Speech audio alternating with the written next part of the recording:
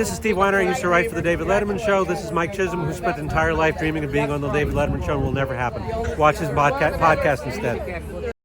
La, la, la, la. Welcome once again to the Letterman Podcast. My name is Mike Chisholm. And I'm Candace Chisholm. Yeah, you are. Yeah, you are. You're back. Another podcast, another hair color. Yeah, that's true. That's true. I'm in my Miss Frizzle area. Miss Frizzle? Which is great because I think your demographic would actually know who that is. I think anytime I say it, there's like majority of people are like, who? Miss Frizzle. Oh my gosh. School bus. You know, okay. I hope when you saying that, this is my hope to the universe. I hope Steve O'Donnell watches this episode, and I hope that Steve O'Donnell gets the reference and it even makes him smile. That would make this entire episode worthwhile. And he does watch many of these. I look like Miss Frizzle? I don't know who Miss Frizzle is. I know. I don't know the magic school. I'm sorry. I don't know. I don't even know if I can continue. How can you know? Okay. You more have the what's our gal from White Man Can't Jump? Rosie Perez. You got kind of the Rosie Perez thing going. And I know because sometimes you actually break into, especially if you've had a cocktail or two, you can actually break into the Rosie Perez. Which I haven't had before this episode. No, we've had no cocktails today. Oh, maybe that's an interesting episode idea. Maybe we can do that in the future with some of our Letterman friends. That'd be fun. Thank you for coming back. I appreciate it. We're going to finish off the California trip here. Yeah. And I like this episode because it's community stuff. I just cleared my throat right into the microphone. Good morning. You're welcome. Sorry about that, people. It is the morning. Actually, we're in the morning here. You've actually been to the gym already, and tickets to the gun show. There they are. Guns out. You did legs today? I did. Leg press? Did you do a straight up leg press? I did. How much did you do today? 360 pounds. My girl, right on. Very, very, very good. Mm-hmm. This is kind of a neat. I like this episode a lot. We're in the summertime already as we're recording these things, and getting guests around their travel. A lot of people want to come on the show. We got Anton. Anton's coming on soon. I'm just working with him as to a date to have Anton on. That's great, and some other folks as well.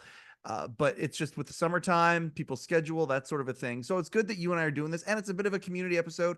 And this episode is actually a really good bookend to the episode we did, I don't know, a couple months back with Jay Ryan talking about Newcoms, because this is the tail end of the California trip, and one of the highlights of this of this part of the trip was I got to go to Good Vibes Breakfast in a weird way.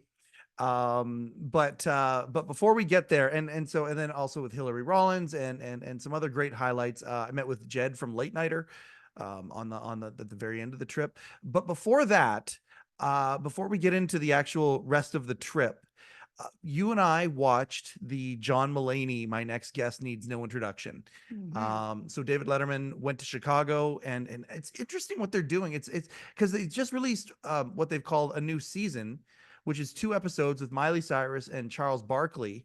But the John Mulaney episode was a standalone episode that came out on Netflix. And it's very interesting. I don't know if they're going to do more where they just release standalone episodes of Dave doing, and they just kind of do them as they go along, or if they're actually going to gather them into seasons the way that they've done in the past. It's very interesting what they're doing. But you love John Mulaney. I do love John Mulaney. What is it about John Mulaney that you love so much?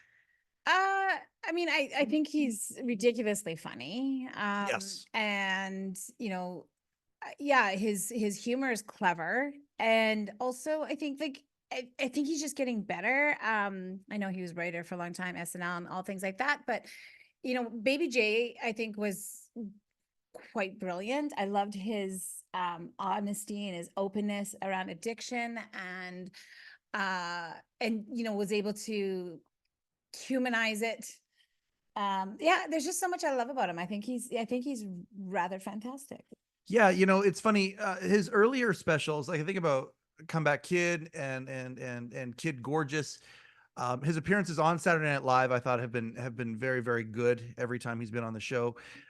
He's an incredible. Actually, if you want to see a really good John Mulaney set early on, and I mean, looking at it now, wondering, after watching Baby J and hearing him, talking with Dave so frankly, some of these specials, you got to kind of wonder, okay, how much of this amazing energy is fueled by chemicals? It's fueled by drugs. Yeah. But if you want to watch a really awesome John Mulaney set, go and watch. I believe it was the Mark Twain Prize when David Letterman received the Mark Twain Prize.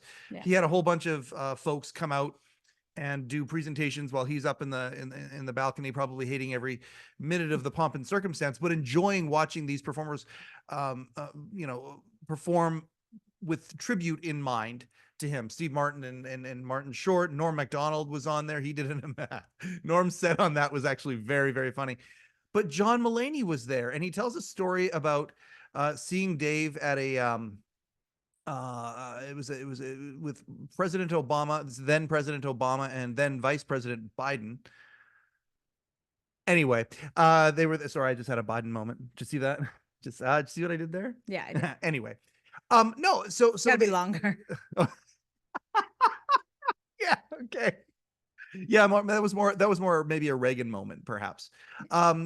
Yeah. So John Mulaney came out. He was, if there was a kid or perhaps a young up and coming comic on this group of people that were tributing Dave for this prestigious prize, perhaps he was that role. And he told this story about how they were at an army base, and his dad was there, and his dad saw David Letterman and immediately walked over to him and started talking about his beard, and everybody was more nervous about David Letterman than President Obama and Vice President Biden. It was just a very, very good set, very tight. And hearing him there, and then moving over to what we saw when we watched My Next Guest, it was just, boy, can you ever see the evolution and the personal development of this amazing entertainer, brilliant mind.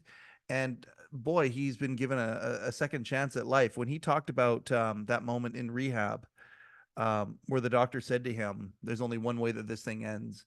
We know how this movie ends. We know how this movie ends. Yes, exactly. And yeah, I know we can't spend a ton of time on this necessarily, but just my one, I think, takeaway, or the one thing that I noticed, is just because of building the men's mental health platform. go to hechangeit.com, everybody. Now we can write this off. Yeah.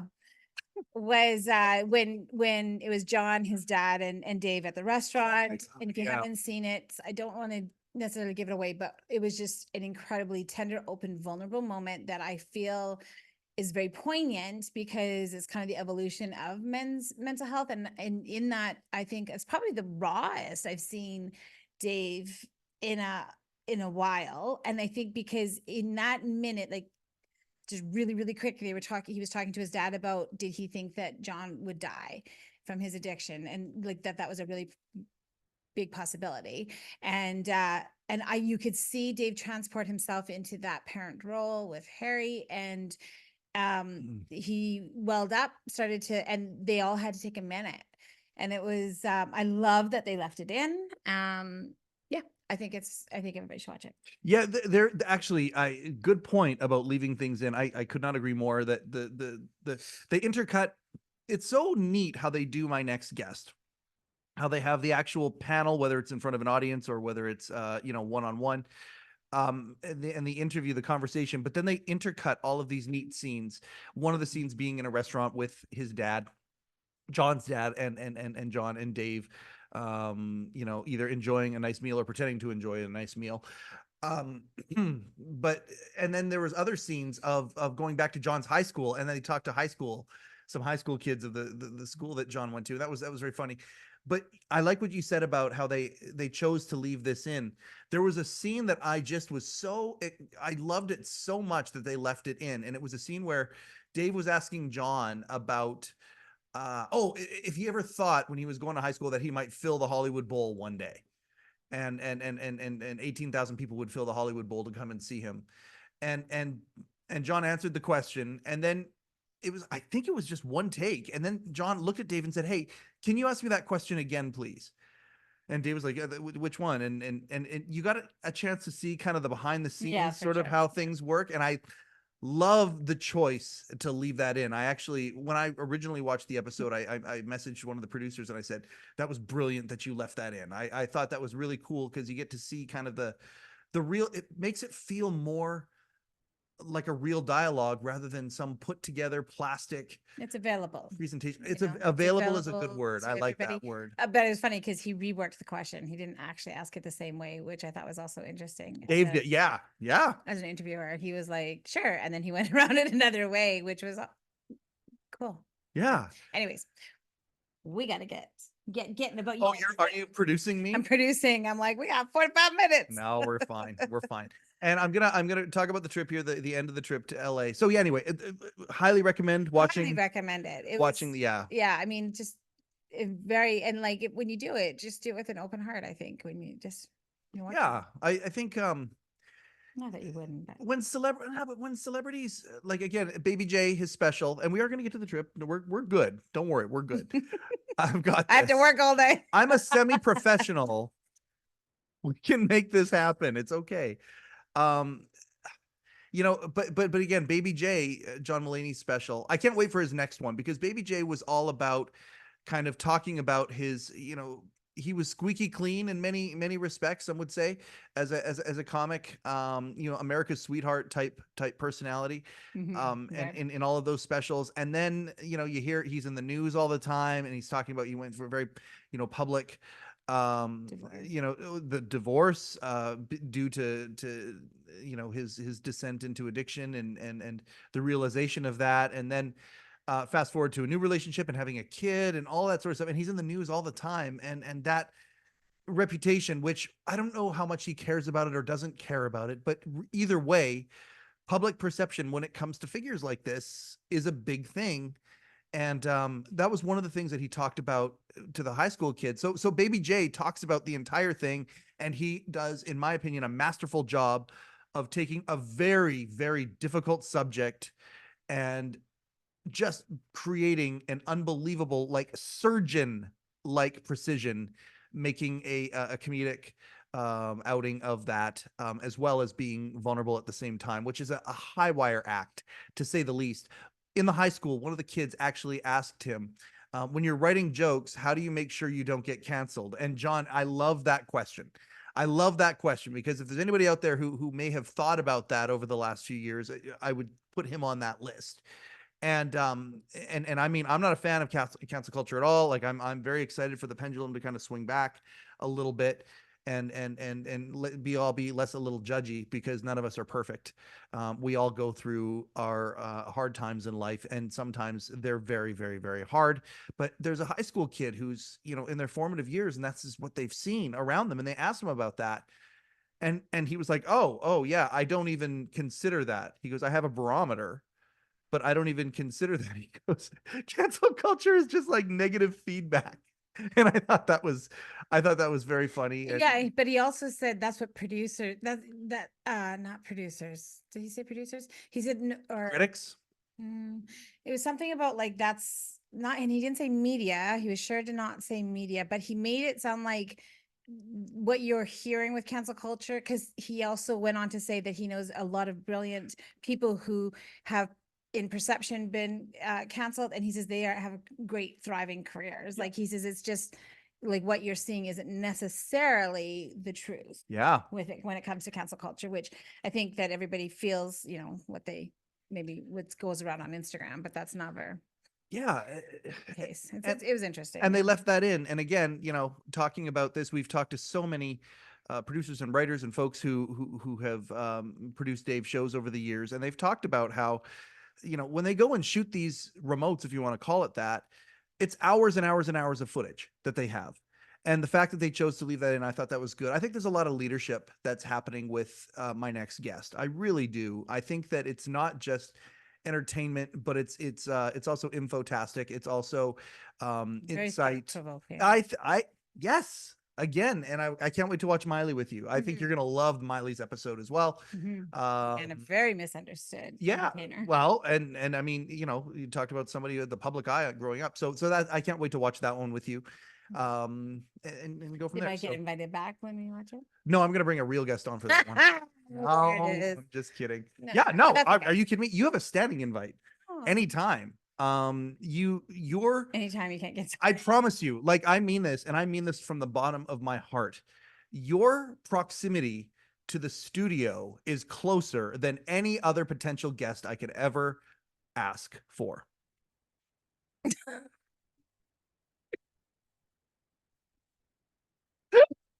I'm sorry. I love you.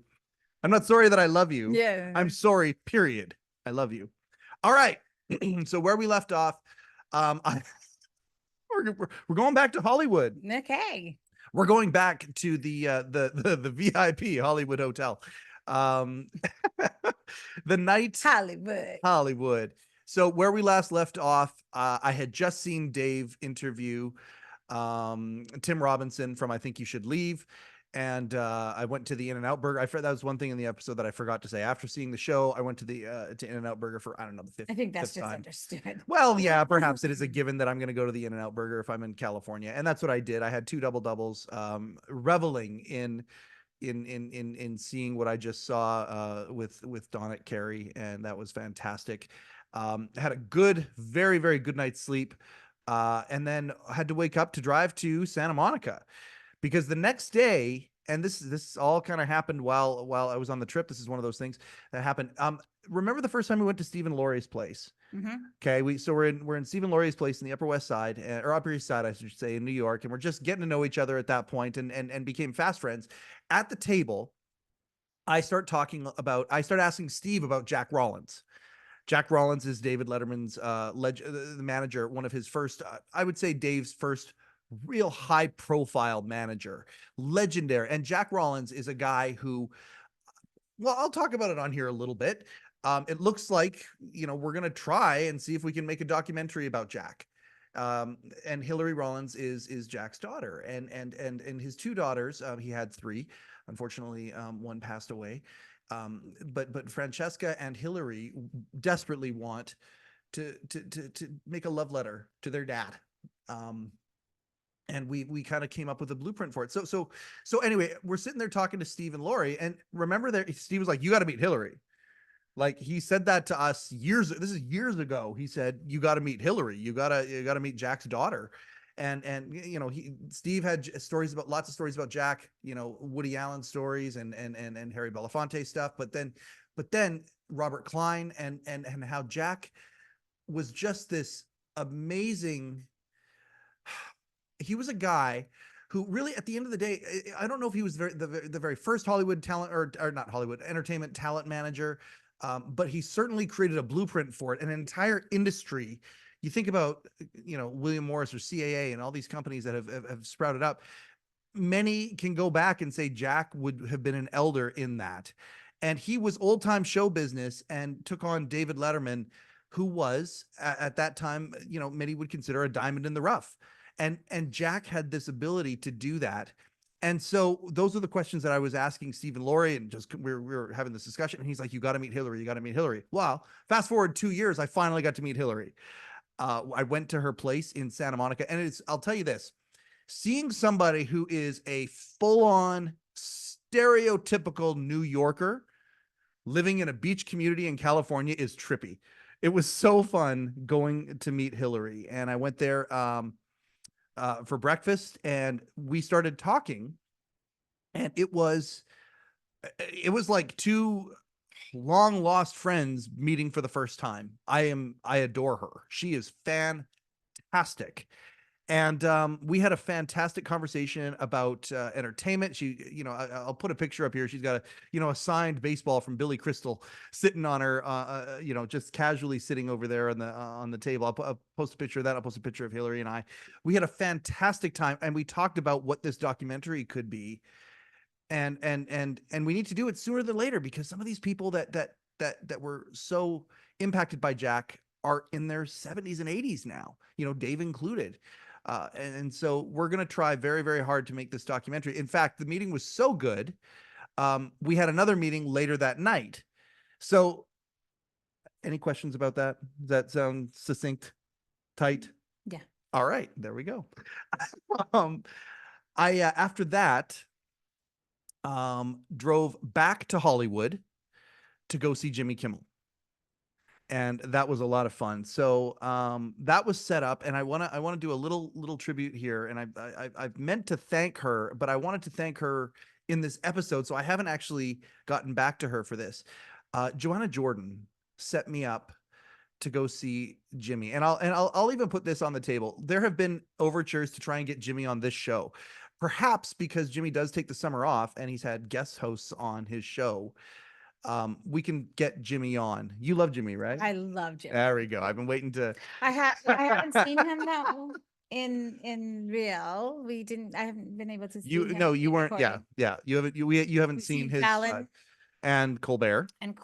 Which course, I Letterman. also was really good. And of course, Letterman. But I'd love if there's one that I definitely want to see, next time it'd be Jimmy for sure.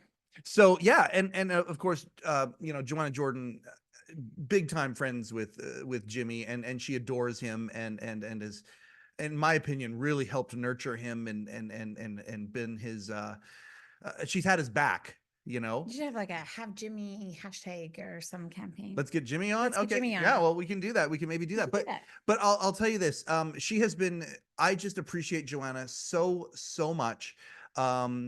She is a giant in the entertainment world, and I appreciate everything that she has done for me and support. I adore her. She is fantastic, and she set me up to go see the show. Is it fun? So yeah, so I get there and I go to the line. I said, hey, I think I'm on a list somewhere, and they look. Oh yeah, VIP list. Suddenly there's this huge list of people, or a long line of people that are out there. And like, no, you come here, you come with us. And I, it's so funny. I don't like being that guy, but then it's kind of fun to be that guy. It really, it's more fun than what we had to do for Fallon. We had to wait in line for Fallon for 700 hours. Yes, that's and right. The rain. So absolutely, you should just be that guy. Well, and it was very, very cool. They brought me right up to the front. They brought me in early. They had a seat sitting there for me, which I was very, very, very excited about. And Joanna, so thank you so much, Joanna. You're amazing. I appreciate the support so much. As we grow this thing, I can't wait till our worlds collide this much more. This is something I'm actively trying to manifest to make that happen. And and maybe we can start getting some A-listers on here. Because like than me. Well, yeah, I mean, present company excluded. Again, remember, Proximity. Yeah, absolutely. You are the guest with by far the closest proximity to the studio. No, it's not a moniker I take lightly. Oh, good. Thank you. I'm glad to hear that. So anyway, yeah, I get to Kimmel, and I'll show pictures here as we do this. And I was chit-chatting with the warm-up guy. The warm-up guy was incredible. He's actually potentially going to come on the show here as well. Not off the top of my head. Yeah, so thanks for No, I won't. Leave it in. It's real. It is real. When you came down here, actually, that was something I was going through. I was going through my notes of the time. That was something I was looking for. And then you're like, let's get going. We have an hour. I'm like, all right, okay, let's do this. TikTok. So anyway, talking to him, he did a phenomenal job. And it's interesting looking at the differences between, the guy for Colbert was amazing. Yeah, Paul, I very, believe. very good. The guy for Frasier, who I got to see, was amazing, but completely different. And again, this guy here is so different as well, and just really, really good at getting the crowd ready to go. Jimmy does not come out before the show. And it was a move that I forget who it was. It might have been Don Rickles that said to him, don't come out beforehand, but he does exchange with the audience in the first commercial break. But it was very, very interesting watching how Kimmel works. And it was a fantastic show. It really, really was. Who are the guests? The guests were Chris Pine and Bert Kreischer. Chris Pine. You like Chris Pine? Yeah. And he was all like hippy dippy with the long hair and all that kind of stuff, the way that you like him and the way that I aspire to be, but fail miserably. But I'm trying, damn it. I'm trying. No, he looked great. And it was one of the Chris's, one of the Chris's. And they had an exchange about all sorts of stuff. They talked about mushrooms, and they talked about Jimmy. The one thing I love about Jimmy is he is unabashedly authentic. And I know you love when he talks about the mental health stuff and things like that. But that he just very open. I believe he's fearless, and I believe that is something that he has had right from the very, very beginning. He went from the Man Show, and when he first started this show, like if you look, like we're talking 20 years here almost, his interview with Suge Knight at the very beginning of his career, some of the things the choices he has made, the stumbling forward he has done. The one thing that I love about Jimmy is he is, you can tell he's got Howard Stern and David Letterman as influences, because he really is fearless talking about, he'll talk about anything he wants to talk about, or at least it certainly appears that way. It was a fantastic experience. His show has edge to it.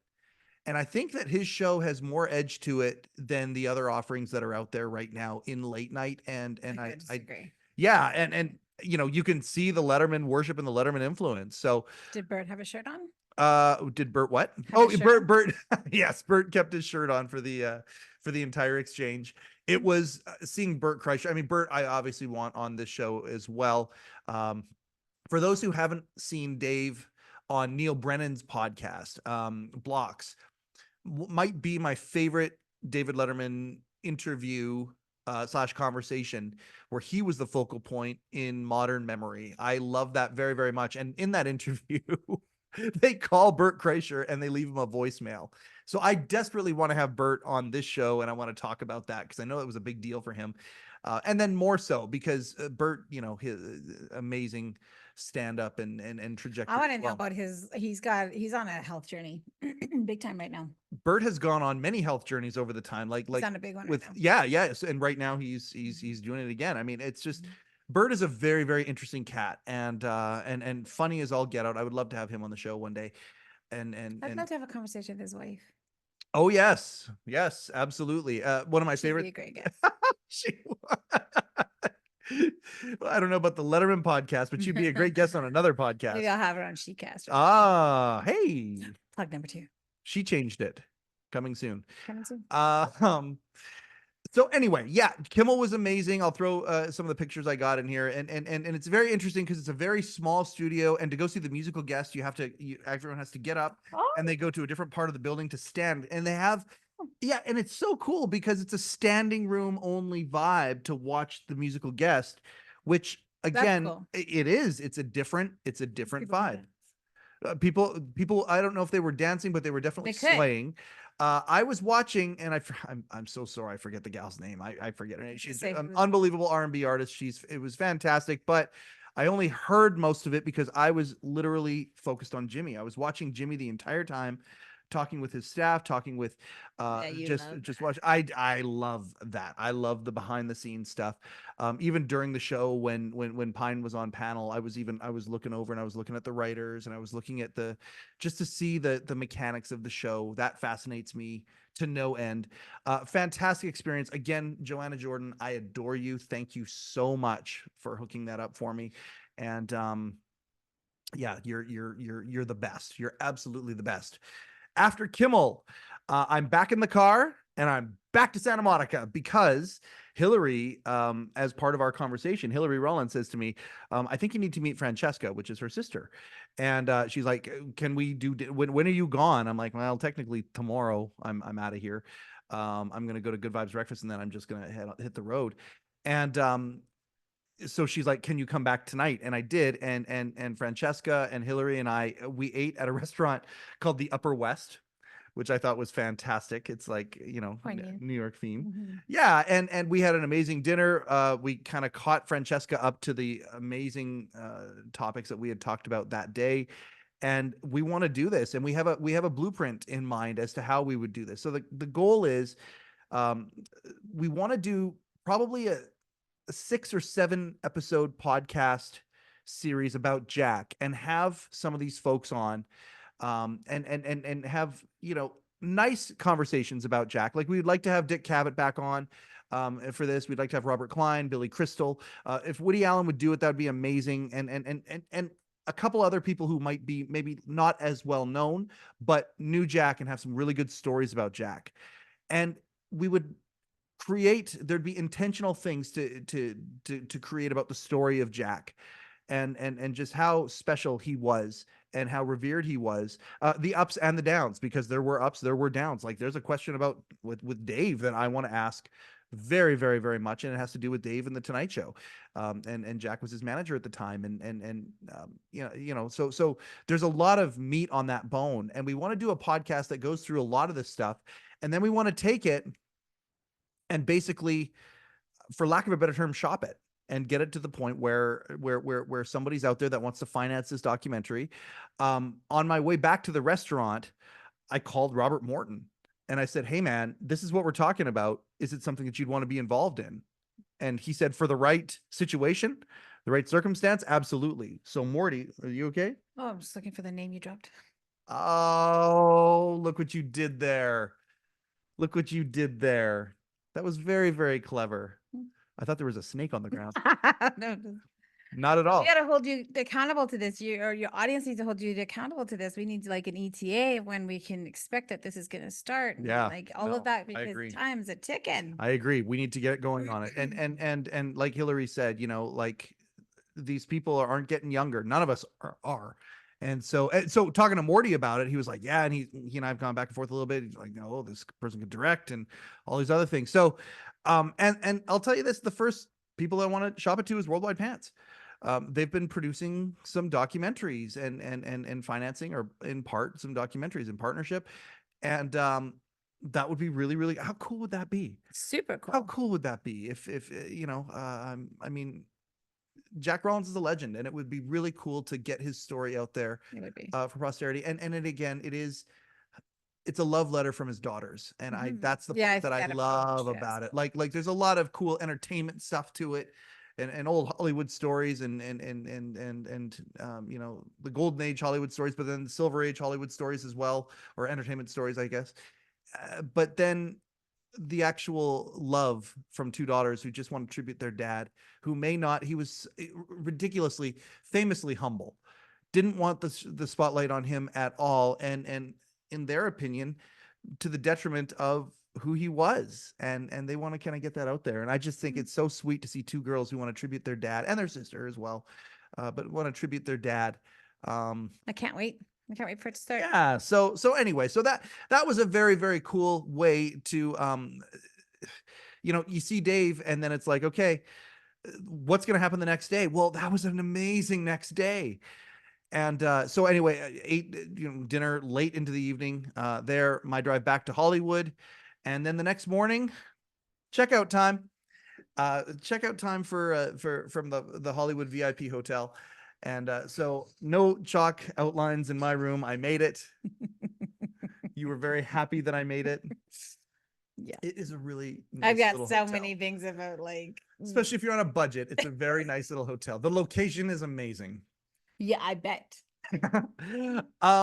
Oh, there is one thing that I did that night, that last night when I got back. I went down Hollywood Boulevard, and there is a place that I wanted to go to. I actually went earlier in the trip as well, but I went and there was karaoke there. I love karaoke. You cannot get me off that stage. That's true. I adore karaoke. There's a bar on Hollywood Boulevard called Scum and Villainy.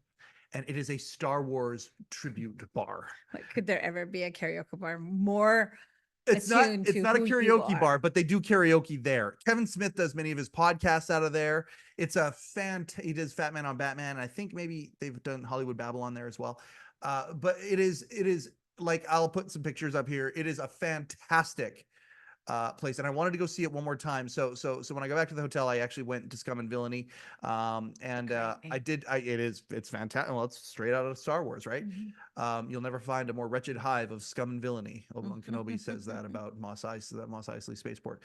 So yeah, I went there and I met some comics that were there, and some that I've stayed in contact with, because it was the Netflix is a Joke Comedy Festival, so there's a lot of comics that were there. And I sang 2 songs. I think I did Alive by Pearl Jam and Soul to Squeeze by the Red Hot Chili Peppers. That was fantastic.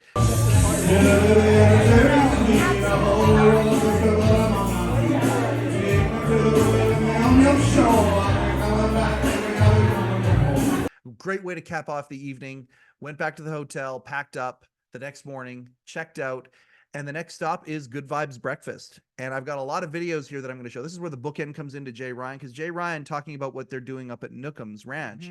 So I've got Very a video exciting. that I'm going to play here of Jay talking about that. But before I get there, I wasn't sure that I was going to get there. This was the treacherous part of the trip. And it was funny because Candy, it's safe to say you worry about your loved ones when they're on the road. Indeed. Okay. Very much so. Yeah. Yeah. And yeah, I mean, I knew you were going to Good Vibes, and I also know, like, I mean, the whole thing about what I probably the most catchphrase I hear Jay Ryan say is "respect the crest." Respect the crest. And he doesn't say it, for any reason other than the what's happened. People have died up Yes. there because it's like super windy. And like, to be fair, we live in a very mountainous region. We have a lot of windy roads with Yep. mountains and cliffs and lakes and stuff like that. So I was, but yeah, it's not something that I think you should take lightly. And So the whole trip, I think it's a good thing that I wasn't there. Well, oh gosh, okay, especially from what I went through. So the I've only Los heard a little Angeles bit. crest, and by the way, here it is right here. Jay talks about this. This is the cover story on the latest Road and Track magazine. That's Good Vibes right there. That's Newcom's Ranch right there There's on yellow the car. cover. There's Oops. yellow car right Where am I? there. Where am I? There you are. There you are. There's yellow car. car. Yeah, there it is. There it is right there. That's Jay Newcom's, Nicole's and every Friday they have a group of people that go up there, and I love the first couple lines of talking about Good Vibes Breakfast. It's so cool. No one is invited. It's not an event. And anyway, it takes place on Friday. Okay. No one's invited. It's not an event. And anyway, it takes place on Friday mornings when you really should be working. At least an hour-long drive up a mountain. And when you finally arrive, there's precisely 0 working toilets. And heaven forbid, there's no cell service, Wi-Fi. Sometimes it even snows. I think I could hear Jay's voice saying that. And that's, yeah, I mean, absolutely. That's exactly what it is. And it's Good Vibes is Good Vibes. You go up there and it is crazy energy. I've been there once before and I was so excited to take Scout there up the Los Angeles Crest Highway. That did not happen. I went to, I put my, in the handy little navigation system on my telephone. I put in the, and by the way, the handy little navigation system on my telephone, boy, do we live in interesting times when you consider what those two things were growing up. It used to be a paper map, and a telephone was something that was on the wall. Anyway, putting it in, I had the directions. It was like a 45-minute drive from where I was. Awesome. And it's to Dunkin' Donuts now. I go to Dunkin' Donuts, get the stuff that I'm going to bring up there, coffee and donuts to bring up, and it's awesome. And suddenly, route is now changed, or route is now closed because there is some sort of an infraction on the highway somewhere. And there is no ETA, and the map on the Apple Maps disappears completely. And I'm like, oh, and I didn't know what to do. I wasn't sure what was going on. And so then I went to Google Maps and I put in the address. The address, there was an hour and 45-minute route to get there. And it was a different route than the other one. I'm like, okay, so I guess I'm going around this infraction, whatever it is. And so I went driving that way and I drove around. I knew where the entrance to the crest was because I'd been there before. So now I'm driving around what I know would have been a mountain that I would have been going up. But I'm driving around that along a different stretch of highway. I then go off the highway and I'm getting more rural and more rural and more rural. And then I look, and one of the places that I need to go to is a thing called Alimony Road. Okay. Alimony Road. And I know why it's called Widow Road. Yes. As opposed to Alimony. And then Alimony Road turned into a Forest Service road. So I literally drove through the canyons of behind and under the Los Angeles Crest You Highway. wanted to put the Scout to the test. It Yeah. sure did. And I'll put a couple of videos here. The videos that I put in do not do justice to some of the areas of this. I drove Scout through a river. Okay. I drove Scout through a river to this. There were parts where the road was sort of washed out and I had to drive Scout up onto the bank a little bit because below me is thousands of feet down. Oh, I would have died. I would have died. I would have died. I would have been like, stop, I'm walking. I haven't described this part of the trip to Candy yet. I haven't seen any videos. Yeah, and I've got a couple. I don't have any videos of the treacherous stuff because it was so treacherous. There was a couple places that, like, I put it into 4 low, I haven't had to do that before. Like I put it into 4x4. I haven't had to put Scout into 4x4 for something other than snow since I got her. And so like we got to test Scout, and I was stoked about that once I lived and I realized I was okay through the hardest part. There was one part where, so I'm going through the canyon, you've seen the canyons and the mountains kind of come around, and you're going down and then you're going up and you're going around the edge of mountains. That was the treacherous part. And that was the part where, and then you went down into a canyon and then you came back up again through a valley. Okay, so GVBC, Newcom's Ranch, the route was closed. They said there was a closure on Highway 2, so I went and Googled an alternate route, and it sent me somewhere down called Alimony Road. This is Alimony Road, aptly named. I have no idea what I'm gonna do. I'm about 5 miles in. I have no idea what I'm gonna do if another vehicle shows up, especially when I'm on stuff like that. This is unfucking believable, and it was meant to happen. And I am driving the right creature. I don't care if I'm going to be the only person at GVBC today. I'm going to get there, and if I'm the only one there, I'm going to have some good vibes breakfast. What a beautiful country. Wow. Okay, Scout, let's do this.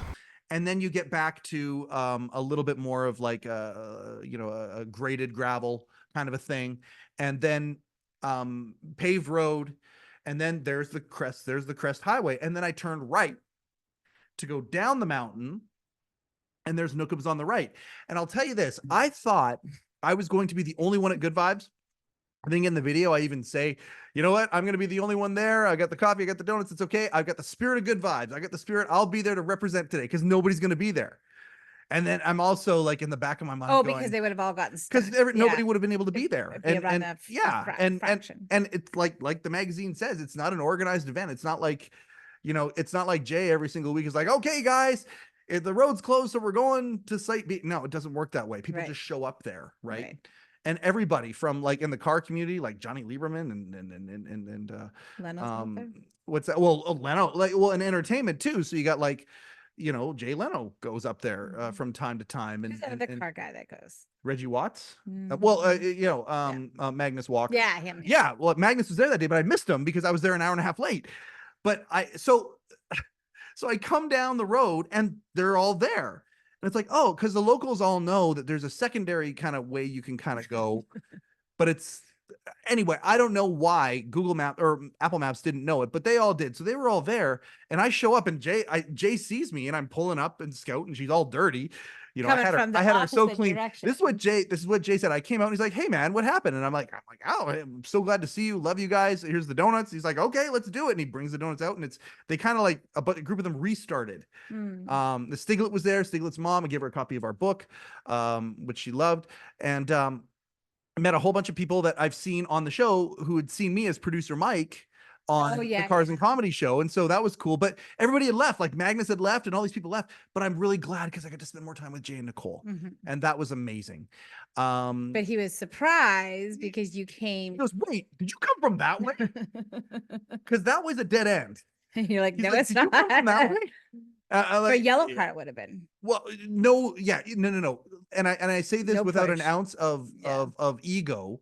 If it wasn't Scout, there's no, like, I would not have taken you've got a Mazda CX-5. I do. Shout out to Mazda. And not affiliated. Not affiliate. No, not a sponsor of the show. Not a commercial. Unsurprisingly, Unless not a sponsor of the Letterman podcast. Mazda? Mm-hmm. She does drive a CX-5, Mazda.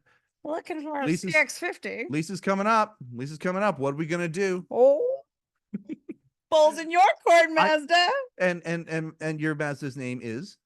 Vera. I wouldn't have taken Vera. Wang. I wouldn't, as in Wang. Wang. I said Wang. I wouldn't have taken Ms. Wang up that Alimony Road. Yeah. Like I wouldn't have taken a car up it. Like it was. Shoot, that would no. Like I had Scout was Like, it was so good that I had Scout. So he's sitting there and we're tripping out and like, oh my gosh. And Jay was like immediately going, oh, this is perfect. That was the universe giving you like, and I love the way that Jay reframes things and frames situations. He goes, I'm glad Scout, he goes, I know you washed and waxed Scout and she looked beautiful all for California, which I totally did. He goes, but now she's here dirty, having gone through a journey to get here, through the mountains, through the canyons, as opposed to the crest, which, you know, expertly weaves around them. I actually had a different route to Good Vibes that day, and it was amazing. And the energy was whimsical. Yeah, and somewhat prophetic, and you know, anecdotal. Yep. Your life. Yeah. Well, kind of Weaving and bobbing around the chosen path. Yeah, and but still getting to the destination, and with a story to tell in doing it, and so. And I'm going to insert the video with Jay here where he talks about, we go through Newcom's and he shows all the stuff he's doing. Like this renovation that's happening to this place, it's like you cook with love. This is being renovated with love. And he's putting a whole bunch of the things that he loves so much into this. And there's a Cheers aspect to it where he's trying to put up similar things from like the set of Cheers and other influences that he has that have to do all with feelings as they're renovating this. When was the last time that people were allowed in Newcom's publicly? Over 4 years ago. 4 years. Yeah. I mean, it closed when the nation and the world did for 2020. Like the second week of March or whatever, 2020. And you kept all the same art on the walls from the day it closed? No, nothing's the same. Nothing's the same. Nothing in here is the same except for the footprint. All the same stuff is in the building, but everything has been moved. We rearranged everything. So you've already gotten to work. Oh, we started this 6 is months all ago. This is all you. Okay. This used to be motorcycles here. I mean, if you want the tour, I'll give yes, you I would love the tour, please. This used to be a motorcycle showroom, New Century Motorcycles, and now it'll be a general store, Angeles Crest Highway General Store, serving the community. Hopefully 6 days a week is the goal, 7 days a week eventually. And merch store too, you know. Nice shirt. I'm wearing this shirt right now. Yeah. Oh, you are? You really are? I am. That's awesome. Yeah, general store, merch wing. Yeah, I mean, it all needs to be figured out, but... You can even try on the shirt, for there is a modesty curtain. Well, there'll be a lot of things, right? I mean, we're going to have a big mortgage to pay off, so it's going to be... Can we talk... Everything. They're going to be plate frames and bumper stickers, and everything you could possibly imagine that somebody could put... Keychains. What do you want? We'll make it and sell it. This was always motorcycles. It was always like a huge motorcycle, and it was very frustrating to us because it seemed like it would be such a nice place to sit. So the moment the motorcycles were gone, I moved a bench and this table over here just to see. What are we talking, Harleys or crotch rockets or what kind of motorcycles? BMW. Okay, there we go. But just if you move your camera over there to where it was, if you were sitting at that, if you were sitting at that bench, it's such a nice. Oh yeah. view. Oh God, yeah. It's like the best seat in the house. None of these signs would be there. And look, there's yellow car. It is beautiful. And you look at the bar too, and the bar is so fucking charming. Well, so keep in mind Cheers, right? The inspiration here is Cheers for a lot of reasons. One, everybody calls it their mountain Cheers. Yep. Two, that's my favorite bar in the world. I grew up going to it. Obviously the show as well, but my friend recreated the office. I mean, the Cheers bar in his office. We've got a very, very, very long history with Cheers.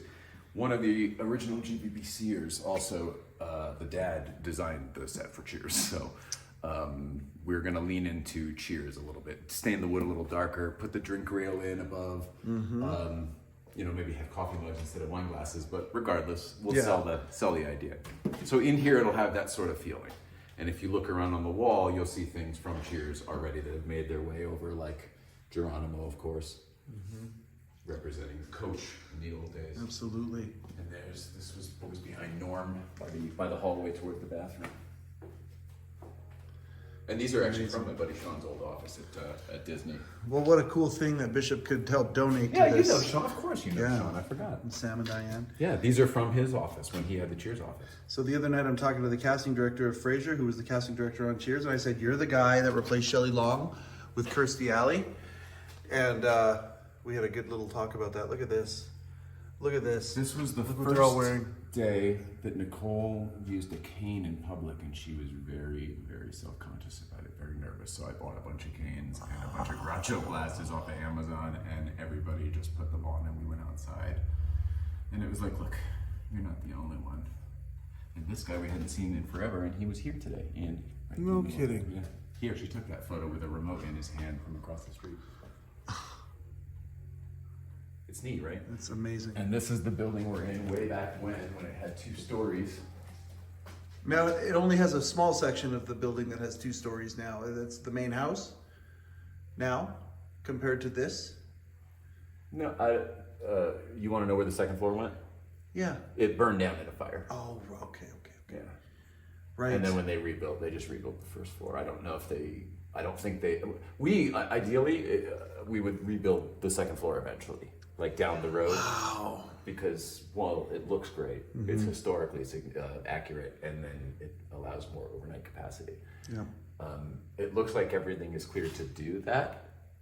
If for any reason we can't, we would build another building, like a barn-like looking building, kind of up near the woods, kind of, you know, the area I'm pointing at. I do. That's where I came from. And then it would be, you know, like imagine, like it looks like a barn, but kind of center hall with maybe 5 rooms on each side. Absolutely. And then that would overnight capacity. Because there's only 5 rooms upstairs now, and that's not enough for a bed and breakfast, you know? Gotcha. Well, also, like, when you have that, I'm coming here for good vibes the night before. Right. And I think a lot of people will, rallies will, and the goal is to partner with, you know, the manufacturers and do ride and drives and press launches and stuff like that here as well. Look at this place. So we have moved everything that's in here around, but all of this stuff was here. So this is Newcom's Ranch. There was never a seating area near the fireplace. We just kind of moved some furniture around to kind of create one, but imagine comfortable couches and stuff that's a little bit softer and nicer. What the hell are these chairs? Is that from like an arcade machine? Yeah, I don't know. I think that or maybe a Lotus something. That's fantastic. No, it's hey, motorcycle. Yep. You know, that'd be a lovely place to sit. And then if you keep coming this way. Oh, hey, well, who's on the mantle? On the right is the doctor. That is the previous owner, and his estate currently owns it. Our friends are his son and daughter. Mm-hmm. And but that's Dr. Rundle there, Dr. Fred Rundle. He purchased Newcom's Ranch from the Newcoms, in I think 2000 or 2001, something like that. Mm-hmm. And they've owned it ever since. Dr. Rundle passed away sadly a few years ago, 2019, I think. And his son, Freddie, has been running it ever since until it shut during COVID. Awaiting you at the entrance of you being ready. Yeah, so now this is it was previously known as the Chileo Room. I don't know if we'll keep that name or not, probably will. It's got its own bar. But yeah, so this will be a new space to do live entertainment. It's also a room you could rent out for special events or weddings, whatever. Is it? But me or a small stage. Yeah. Oh, I'm sorry. No. Please, keep going. I've just got my spiel down. I'm sorry. No, I want to answer you. I'm sorry. This I think could be a perfect stand-up room. Oh yeah, so that's perfect. The goal. So yeah, so like imagine like an 8 or 9 inch stage. Yep. Just one step up, just a little bit below the window here. And there'd be a piano against that wall there, like a honky-tonk, Roadhouse piano. Oh, yeah. And then, live stand-up comedy, live podcasts, because there's enough room to do live podcasts. And if they're automotive podcasts with this room, this window behind you, it's a great room to, watch the Smoking Tire record live, watch Spike Ferriston or Magnus or us or whoever, record their show.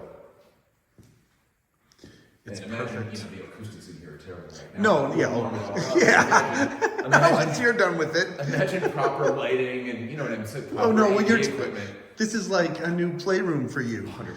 This is the expansion of the late night play set. Yeah, well, I mean... It's going to get bigger. That's not confirmed. We've been fighting that. I've been fighting that a lot, but the truth is, the L-shaped desk goes perfect here. Oh, God, with yeah. the 2 guest chairs right in here. their proper facing spot. In the right spot, and then the piano over there. It's kind of built for Where Paul is. Yeah, Yes. or Reggie or whoever. I mean, Right? It just so happens that we have real late Reggie. night band leaders built into our little community here. So, who knows? This is all happening however, it's supposed to. We're kind of not we're not holding the reins too tightly because none of this is happening how we thought it would. You know, it's the worst possible thing for us to be biting off right now. Way more than we can chew. But you get it. And then, you know, so curtains for nighttime to close it off, close the windows off. But daytime it's pretty neat open. And then we'll set dress the hell out of it. There's Nicole out there with the boys. You got to make sure we still go across the street even when you're. That's a beautiful thing right there.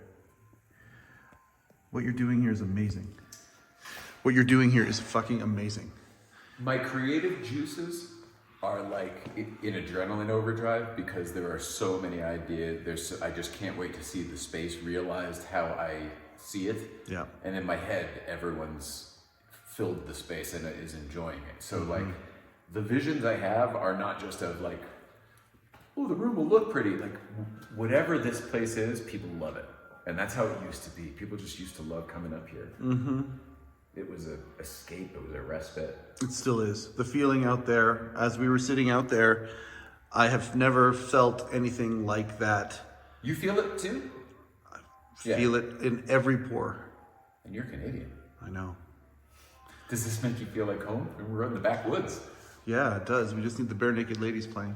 Oh, it's band. No, I'm talking like if I had $1 million, like old school. Well, it's the same album. Same album. But, so you get it, right? So there's an A-B table here somewhere and somebody's cutting the cameras, but you know, there are lights and they're... Yep. But not overdoing it. Like, no! We want you to still feel like you're in this roadhouse. But some of these tables, like Magnus's idea was to pull some of these out and put like low couches and coffee tables, and I love that idea. So we'll probably do something like that where it'll get even less formal. These photographs, you? No, they were all here. I mean, okay, so them over the tables everywhere, but no, they were all here. They were all signed. I think 1999. Yep. 2002 for this one. There you go. Oh God. That right there. Yeah, right. Comes with the place. Yeah, no shit. And it goes with it too. So what's that neat that thing is immortal. It stays there. But what's neat about this is it not only shows the second floor, it shows this is the original building, how it was when there wasn't a bar in the front. Right. So the bar that we all walked through used to be this front porch. So all of these posts are still outside. They're just the front wall of the building. And if you look at this, which was again the original front of the building, double door, square window, double door, square window. Those are still in existence right by the motorcycle is one of the squares. Yep, in the next room. The motorcycle is at that square, then there's a double door. When the pool table's at that square, then there's a double door, and this is is the bathrooms now. There we go. And then the store would be over here. This is probably back when it was a general store. Can you see what that says? Oh, toboggans. Yeah, it says, toboggans. Yeah. So it used to be the ski shack, ye old ski shack for Mount Waterman. Man, neat. It's wonderful. Oh, and over here it says dining room and cocktails. I love that. So, you know, this stuff is pretty neat. Might get this cleaned. Yeah. It seems a little bit of water residue, but we'll take care of it. Or not. We'll get it fixed. It's pretty, it's got a lot of character. It's an old building. It's a real ass sign. All right. Come with the place. Another bar here. Fantastic. Yeah, so I mean, you know, you can rent it out for weddings, but we see ride and drives, you know, partnering with the manufacturers where they'll do the seminar in here, up there, maybe on the big screen or something, yep. On the screen, and then you open the curtains and there's the rainbow of new 911s outside, and then they go off to drive in the mountains, and then come back here for lunch, and then more seminar, and then spend the night, and then drive in the morning, you know, on and on and on. Yeah. So back here, square window, double door, square window, double door. It's the original front of the building right there. And then the bar was the front porch. So show me where the posts are. This is where the posts are. Well, the posts are on the outside. But there, no, but where the windows are essentially. That's yeah. I showed it to you in the image. Yep. If you're on this side. Yep. There you go. Square, double door, square, double door. And the posts, you can see if you look out the window. You see the posts on the wall. And those are all the front of the building, still original. Oh, look at that. Kirsty and Ted. And is that from the Tonight Show appearance? No. Well, it could be that night, but it's definitely the Bull and Finch. Or downstairs. Oh, I would love if that was from the Tonight Show, where they did it live and it was like really unpolished. Well, yeah, that was a mistake. They all got so drunk. And the That's just it. Between the East Coast feed, the West Coast feed, the Tonight Show, the local news. And I'll have to They're check all the just tape, but sitting in that picture, they look pretty drunk. Sitting in a bar getting tossed. Okay, so now we leave here and look what we see. And this brings me to tears. Scout and Yellow Car at the same time. And it just makes my heart smile 10 sizes too big. And they both got here how they were supposed to. Oh, they sure did. They sure did. Yeah, to piggyback on my commentary from in the vehicle about the road that I was on. The group didn't really understand where I came from, and we kind of deduced it all together. And the moment Jay realized I came from the other direction, suddenly it was like, wait, where did you go? And then he made the point, and is exactly right, that Scout got here the way that she was supposed to get here. And in that... Well, but let's be very clear. We're on a road yes. that is in the middle of the mountains. We're Yes. over a mile high right now. Yes. And it's closed in that direction. So every other car here got here from there. And there were dozens of them. And that's how it's been for 2 years or 3 years, however long it's been since that road's been closed over there. And somehow you came from there. Well done. Never seen it. First time.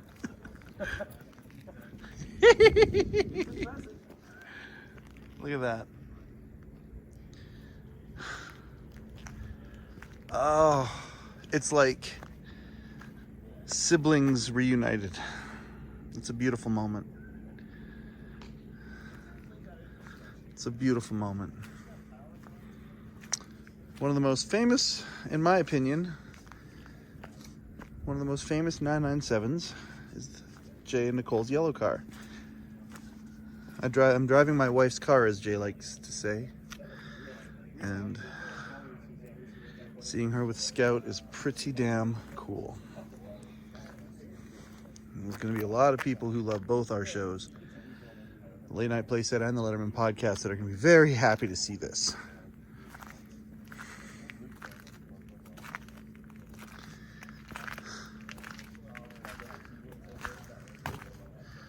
Ugh. This makes my heart smile. We're coming into the home stretch. Don't you worry. We're there. Hey, I'm just Looking at your clock. tapping. Yeah, you're tapping. So anyway, If I didn't have to work today. I know. So we'll insert that video here, and then come back. And then there's a beautiful video of Nicole. And I mean, Nicole saying hi to Rupert and Irene. We're going to put that in here too, because this is a community show, right? I love having members of the community on the show. And we talk about this. Rupert G, of course, hello-deli.com, but also Rupert G, our friend, Irene, our friend. And there's a video of Nicole saying hi to them and hi to you as well. Yeah. So we'll put that in here as well. Andy. Rupert, Irene, look what we got here. There's the smile and there's the wave. Hi, you guys. Oh, they love you so much, and they told me to give you so much love from Rupert and Irene. So much And better. Candy too, and Hello, you as Deli. well. Love Hello, the Hello Deli. Deli. Ah, look at you. Hello, Deli. I see what you did there. We're at Newcom's. There's the old sign over there. And it's just amazing. And you guys will see the video when you watch the episode. But here's the star of the show right there. See you soon. See you soon. Haven't I seen this yet? Because we haven't talked about this yet. And once we, yeah, I know. So She's gonna think that I didn't say hi back. no, she's not. She's Okay. not going to think that. Hi, Nicole. I didn't see it yet. He was holding it from me. I love you. I love Nicole. They just celebrated their 11th anniversary. I know, it's fantastic. Seeing them, the pictures of Jay and Nicole. Happy anniversary. Happy anniversary, guys. We love you both very, very, very much. So we finish at good vibes, and it's funny because Jay's like, "Hey," because I, he saw me with this obviously at this point here, this microphone, and he's like, "I have a couple components for this, but they're back at the house. Do you want to come down to the house right now, and I'll add them to it, and then we can get this thing working in your studio for when you get home." and I couldn't Hmm. because I had to come home. But what it did though is say, no, next time I come down, I'm bringing it down, and this is a good excuse for Yeah. us to hang out, and it will be fun to do this together. It'll be a good experience moving forward, where this goes from more than just becoming sort of a totem into an actual part of the set, working part of the set of the Letterman podcast. And when I hit it with a pencil, it'll actually do something different than that. So anyway, that was fantastic, and it was so good seeing my friends. And now it's time to drive home. Start taking the route home. Except Except what? it was a different route than you thought. It was. I took a very, very, very different route because I went down the crest a different way. Thankfully, I didn't have to go back down Alimony Road or any of that sort of stuff. But I ended up coming up through the middle of California. The goal was to get onto I-5 and just cruise on up the coast, and get home as fast as The possible. universe had other plans. The universe had other plans. I ended up in Nevada. I ended up staying in Reno that night. Thankfully, not killed in Reno. And no, the good people of Reno are great. And it was literally They're like fine in the VIP, but Reno you're worried about? nah, the VIP was great. The VIP Hollywood Hotel. I highly recommend it. Location, Also not location, affiliated. especially if you're on a budget. A great place to stay in Hollywood, California. So I stayed there, and then the next morning on the road quickly because I needed to get back over to the I-5 because I needed to get to Portland. Right. And I did. I got to Portland. I got there for around 5 p.m. and I went and met with Jed Rosenzweig, who is the founder of LateNighter.com. And you talk about there's somebody who gets me in this world. Jed gets me. He does. He gets me. How do you this man? Oh, he's so nice. He's so nice. He introduced me to his family, and he's such a nice guy. And his son is amazing. And what Late Nighter, like just talking about what Late Nighter is. And please, again, go to latenighter.com, subscribe to the newsletter, the daily newsletter, talking about all the happenings of late night. For example, Seth Meyers just announced, unfortunately, that due to budget cuts, the band is gone. And that's such a sad thing. Well, where is that story appearing? It appears on the front page of Late Nighter. Writers who are moving around, things shows all the happenings of late night. And there's going to be more stuff. Mark Malkoff's podcast, Inside Late Night. Hopefully we get to a point where this show becomes affiliated with Late Nighter as well. But regardless, we're all Foxhole buddies. We're all, trying to celebrate this thing that we all love, from the different vantages and angles that we have. Jed is certainly doing that. And he's, like I say it all to him, he's doing the Lord's work. He's a really, really cool guy. We had a really awesome visit. He had a fantastic piece in his living room, and I'll show a picture of it. It's actually one of the buildings. So when Dave's set went to the bridges, and for those who are on the audio, I'm pointing to the bridge behind us. 96, that was around the time when Jay stole the microphone, all of that stuff. The old set had buildings behind Dave. And one of those big buildings is sitting in Jed's living room. And it is so cool. It's so tastefully done. It's fantastic. We have a fantastic exchange introduction meeting. Just really, really neat to talk. Again, a fisherman can always recognize another fisherman. And I'm just grateful that there's somebody who puts up with me. Present company included. Oh, Yeah, there we go. You get me and you put up with me. Jed, same deal. And so we had just a really, really nice meeting, and showed him some of the stuff, showed him the Leibowitz, showed him the different things. And then he's like, well, I got to give you something then. And I'm like, all right, well, thanks, Jed. What are you thinking? Because I don't know if I can fit that building in my. although his wife was like probably No. trying to step it. No, you should see how beautiful it fits beautifully into the motif. They have Yeah, you've going on. said that to me about the Razor Crest and a few different things that would fit beautifully within our motif of our living room. That doesn't always. The Razor Crest would translate. be an amazing table centerpiece and conversation starter. Anyway. I'll put a picture of the Razor Crest up so people know what we're talking about. Jed hands me this. This is a square from one of the tiles of the original red floor from the Ed Sullivan Theater, before they did the renovation to the new set. And it's so when we went and saw Dave, it was blue. The floor was a darker. There's the red floor right there. And he had a few pieces, and he gave one to me, and I was so touched by it. And it hasn't been on the set up to this point because I wanted to show it here, and now we put it on the set, which is constantly evolving and moving around, and we're gonna try and do that more as the Letterman podcast continues on. And then after that, I went to Trader Joe's. Yeah, I love Trader Joe's. Shout out to Jed. Thank you very much for being so good. Thank you for getting me, and thank you for putting up with me. I appreciate you, Jed. Thank you. Then I went to Trader Joe's. Yeah. And that was For the me. last kind of stop for you. And then it's like onward and upward home. Other than a little experience being caught on the highway just outside the house here, about 20 minutes away, where there was a delay for 2 hours, which was very, very frustrating. I slept in the vehicle from about, I don't know, 1 a.m. to 4 a.m, and then got home. Other than that, it was that was the trip home. And thank you for allowing me to go to California and enjoy this amazing adventure. I'm sorry you weren't there the next time. You will be there, Yeah. but you got stuff cooking.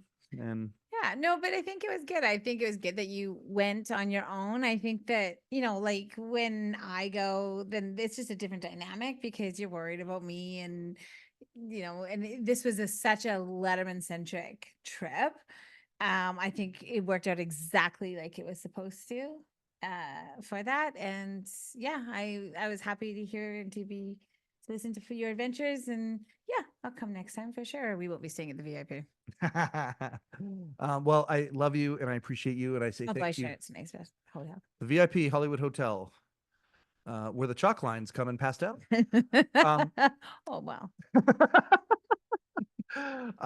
I love you. I appreciate you. Thank you for putting up with me doing this this show from here. It means the world to me. This show means the world to me, and I just thank you so much for allowing me the space to do this and giving me the support. And when I'm feeling low about things or things are stressed or whatever, you encourage me, and I thank you for that. So, and thank you for coming on the Letterman podcast yet again. I can't wait until the next time.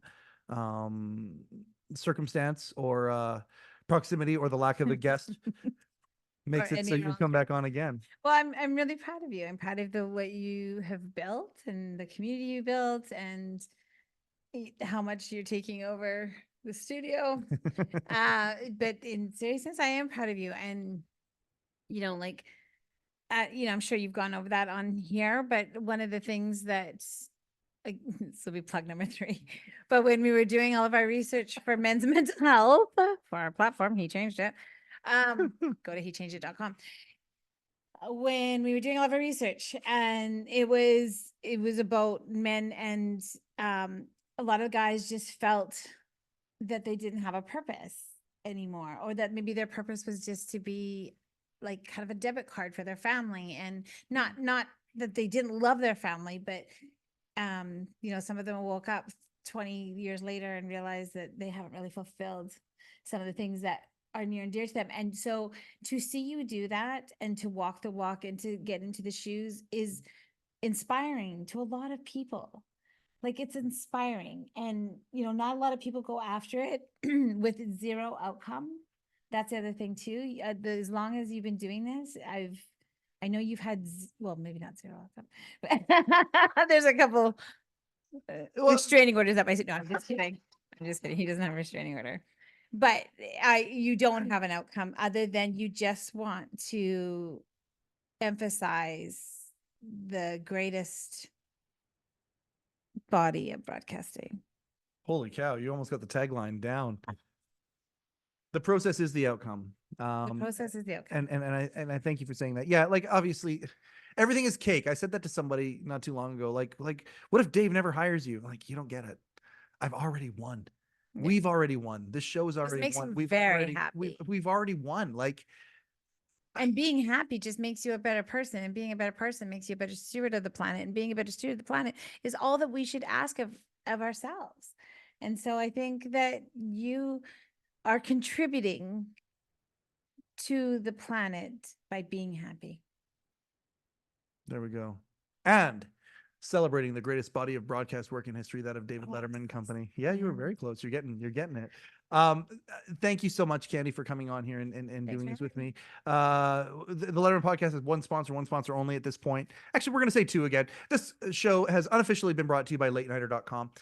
because we love them. They're our friends. Go to latenighter.com. And then also our official sponsor is hello-deli.com. Go to hello-deli.com to get hats and mugs and Late Show with David Letterman merch, official Late Show with David Letterman merchandise, curated by our own Rupert G. He may not own the deli anymore, but he does have hello-deli.com.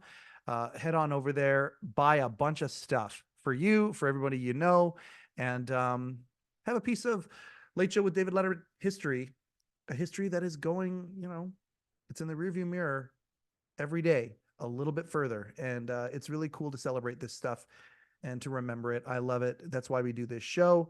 This has been another episode of the Letterman Podcast with Mike Chisholm. Coincidentally, I am Mike Chisholm. I am Candace Chisholm. Yeah. Thank you and good night. Okay, I was trying to wrap that up in an hour, and you kept going there at the end. You saw that? I was moving in for the close, and you kept going. You love this stuff, But don't it you? was an hour because we started at 8:04. Okay, there we go. Okay, so they say respect the crest. All right, so I'm taking the proper way down now. No more goat trails for me. And here's the crest. Here's the valleys. The beauty that California embodies. Look at this.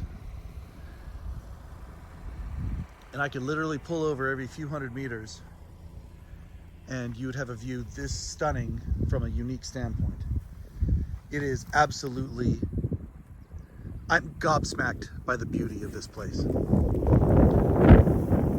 the road is a lot of fun to drive. And the nice thing about Scout is I don't drive her like a sports car because she's as aerodynamic as a brick. No, she's an animal of her own, and speed doesn't matter. 100 kilometers an hour in this thing feels like 150 in any other vehicle. It's like literally a devolved, beautiful driving experience.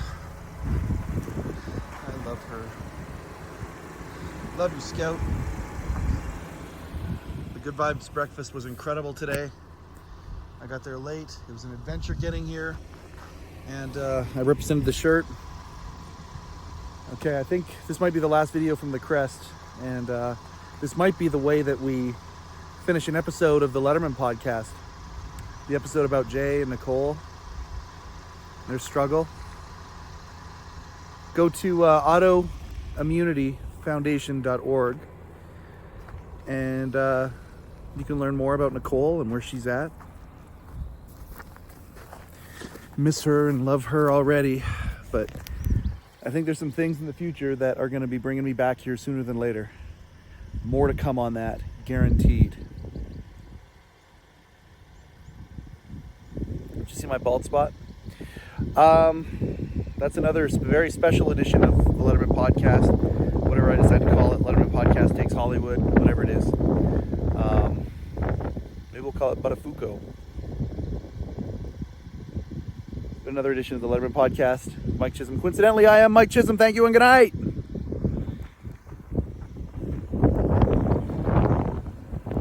Overcoat and underpants.